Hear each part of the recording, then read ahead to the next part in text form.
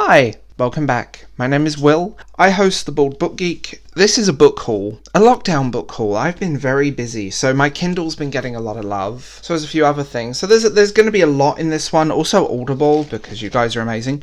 So we're going to start with the Audible purchases. So I got myself the X-Files Origin books. So these are prequels, essentially, that deal with one book focuses on Mulder as a teenager in the 70s, and one focuses on Scully. I'm a big X-Files geek, and these books are really good. I got them on Audible, the narrator is very good, and I read them from the library many years ago, so to actually read them, well, listen to them, it's really good, and it's very interesting to read about these characters when they're teenagers, because you realise, we're not the same people we were when we were 16, 17, 18. Once you do change very fast, and very happy to get those. The next Audible purchase was the Southern Book Club's Guide to Slaying Vampires. I talked about this in another video. Really interesting. If you love Steel Magnolias, Fried Green Tomatoes, Witches of Eastwick, Practical Magic, you'll love this. Bit of 90s nostalgia going on for good measure. So I did apply to get a review copy on NetGala, and it's still pending after I want to say 4 months, so screw NetGala. So I ended up just getting it because I had some spare Audible credit, and I went from there. I've read it before, but I also treated myself to The Rules of Magic by Alice Hoffman. I love Alice Hoffman. I love Practical Magic. I love all of her work. She's one of those writers I've kind of dived into head first, and she's just interesting. So, and the narrator is really good. My Kindle, thank you BookBub for telling me about Star Trek Picard, The Last Best Hope. So I'm a Star Trek geek, I collect Star Trek novels, and this was 99 pence as an offer, so I thought I would treat myself to it. Star Trek Picard is amazing. If you haven't watched it, please do. Another one on my Kindle, Live by Night. I've wanted to read this for a very long time. It was on offer again. I think it was like £2, so I got it. The one NetGala book in this list, The Night Girls by James Bow. So the writer got in touch with me over it and said, would you be interested in reading it? Would you be interested in reviewing it? He sent me a copy, but the copy got lost in the post, so he gave me a direct link to the NetGala thing. Thank you, by the way. And No Country for Old Men, Comic McCarthy. I adore Comic McCarthy. He is one of those writers that is just phenomenal, and he can do no wrong.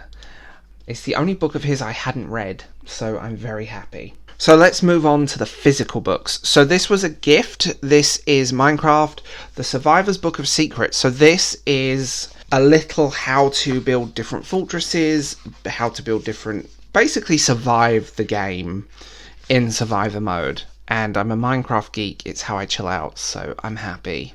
Very, very happy. Another gift. The wit, wisdom, and timey-wimey stuff. The quotable Doctor Who. I love Doctor Who, and I wish the BBC would treat Doctor Who better and actually put it on at the same time every week and not make the budget cuts affect. Oh, that's cool. I've not seen this yet. So yeah, this was a gift from a friend. Very happy.